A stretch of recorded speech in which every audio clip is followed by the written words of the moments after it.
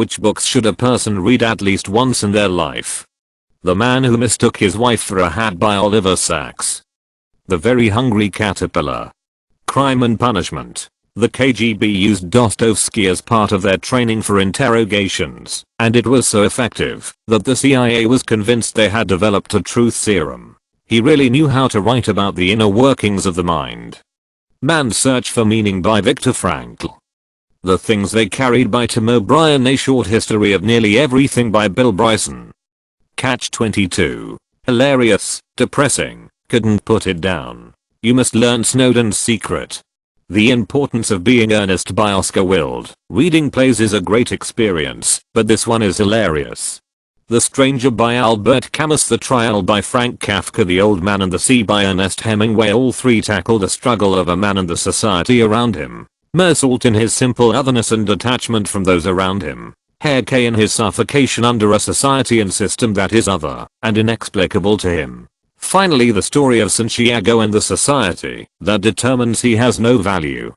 I've recommended Brave New World to everyone I know. Not only does it touch on class hierarchy, which is still present in most societies, either blatantly or subtly, but the book also delves into what happens when we strive for efficiency and forget about some of the most important aspects of what makes us human.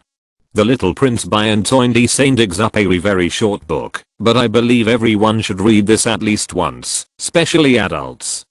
For young readers and adults, The Secret Garden. Francis Hodgson Burnett. It's full of mystery, adventure, and life lessons. https://n.wikipedia.org/wike/the_secret_garden/media/file Horton_ac85, B9345_911s_ secret_garden, 1911 co. Verpoint JPG. Flowers for All German. 100 Years of Solitude. I read The Wheel of Time 3 times. I can only recommend it to any fantasy lover. If you are not down to reading 14 books yourself, the audiobook is very great and only 490 hours. The books I enjoyed most, and despite being comedy, learned a lot from, are The Hitchhiker's Guide Through the Galaxy series. Don't panic. And take it easy, my friends. I just read Dracula, and I would strongly recommend it, in part because it's phenomenal, and in part because there's a lot of irony in the fact that none of the characters know they're Dracula characters. Battle Royale makes you feel sympathy for even what appears to be the most villainous and cruel person. East of Eden. The Road by Cormac McCarthy. It's much better and darker than the movie. It's probably the closest imagining of what a real apocalypse would be like, with no heroes and no sense of hope. Fahrenheit 451. The Hitchhiker's Guide to the Galaxy. The Giving Tree. The Count of Monte Cristo. It is full of strong emotions and makes you question what is justice. The Bluest Eye, Toni Morrison. It makes you cry not just for what the main character suffers, but for the way world works, and it is beautifully written. Umberto Eco's The Name of the Rose. It's a murder mystery set in an Italian monastery in 1327. It's dense with historical information and over 500 pages long, and yet it manages to be a page turner for easily 80% of the book. The remaining 20% is historically interesting if you're into that kind of thing, but can be skipped without losing much in terms of the plot. I'm on my 6th or 7th reread of it right now, and it never gets old. Honestly, this ain't a classic, and it doesn't have the literary weight of one. That is, no one is going to call it a literary masterpiece, and it's not something you can use to impress people, but get an anthology of Calvin and Hobbes. I recommend the complete Calvin and Hobbes, which you can find on Amazon. Funny, quaint, sometimes surprisingly deep, and sometimes just a reminder of the importance of friendship. This book has it all. Animal Farm. To Kill a Mockingbird. Uncle Tom's Cabin by Harriet Beecher Stowe. Abraham Lincoln allegedly, upon meeting her, said, "So you're the little woman who wrote the book that started this great war." It's heart-wrenching, powerful, and eye-opening. Definitely a must-read. Of Mice and Men. The Bell Jar. The Sun Also Rises. The Stranger. They all depress the hell out of me in different ways, so they are not frequent rereads. The His Dark Materials trilogy by Philip Pullman tackles issues like free will and religion, all in thrilling fully realized fantasy world. The Kite Runner by Cale Tassini. Lord of the Flies. It really exposes the nature of humanity, and the older you get, the more you understand. Fahrenheit 451 is also a great read. It challenges today's culture. Read it and decide for yourself. The Outsiders by S.E. Hinton. Green Eggs and Ham. Just wait until you get to the twist at the end. It's really a page turner.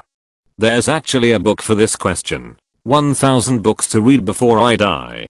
Night by Elie Wiesel. Siddhartha by Hermann Hesse. Mary Shelley's Frankenstein. There's an unending amount of lenses to analyze the text through, and you can look at so many different issues, alienation, guilt, reproduction even, while reading. Find something new to discuss or think about every time I read. Pride and Prejudice. Shit, I gotta read more than 2k books. The Stranger, Camus. Tuesdays with Morrie. 1984 The Hobbit Lord of the Rings Trilogy The Hitchhiker's Guide to the Galaxy Harry Potter Dune The Stand. The City of Ember is great. I don't necessarily know if it belongs on this list, but I will never stop recommending Invisible Monsters by Chuck Palahniuk. The Book Thief. A Child Called It by David Pelzer. It's so deeply sad. It's an autobiography about one of the most severe child abuse cases in California's history. David Pelzer was brutally beaten and starved by his emotionally unstable alcoholic mother, who played torturous games that left him nearly dead. The Handmaid's Tale by Margaret Atwood. I read it for the first time when I was 13, and it really helped open my eyes and helped me make sense of some things. I think it's essential reading for young women. Men too. Life of Pi. Never seen the movie, but the book was amazing. Read an annotated Bible, explanation/translations of what's going on in the sidebar, for an explanation of one of our culture's biggest influences, perhaps the biggest. Believe is not required, maybe not even a good idea, you should just know about it. There are some good ghost stories in there, even some socialist rants, Amos, and Jesus doing a smug Bernie Sanders on the Pharisees. 1984. It stuck with me more than anything I've ever read. It really makes you think. Ender's Game. Anything Vonnegut. Metamorphosis, Frank Kafka. It's so ridiculous on the outside, but actually has a much deeper meaning in the fact that humans search for meaning in places that there isn't, because we need that support to keep us grounded. Personally hated it, but certainly good to analyze. The Perks of Being a Wallflower. One of those books that just captures the overall feeling of being an adolescent, while also dealing with mature themes such as rape and mental health. A Boy in the Stripped Pyjamas or A Monster Calls. I had to read that one for English, and at the end of the book I was in tears, and had to go hug my mum once I calmed down. It was the only time I've cried while reading a book. The Pokey Little Puppy. Lamb, The Gospel According to Biff Christ's Childhood Pal by Christopher Moore. Funny and moving. The Great Gatsby. Siddhartha by Hermann Hesse. East of Eden, favorite book ever. Ken Follett Pillars of the Earth. How to Win Friends and Influence People by Dale Carnegie. The Chronicles of Narnia series, truly amazing. Where the Red Fern Grows. If you like dogs, this book will definitely have you in tears. It's honestly amazing. I read it first when I was 11, and I'm 32 now, and my copy of the book is so frayed and used. It's beautiful. I love books. Fuck those Kindle things. The Diaries of Anne Frank really helps show you the mood of the war from her perspective, and is the only book that has actually made me feel really sad. The Art of War. Rebecca by Daphne du Maurier. The Art of Racing in the Rain by Garth Stein. A great story. The Last Lecture, Randy Porsche, brilliant book about a professor with cancer who does about everything on his bucket list and leaves little mementos along the way. Catcher in the Rye. Death of a Salesman.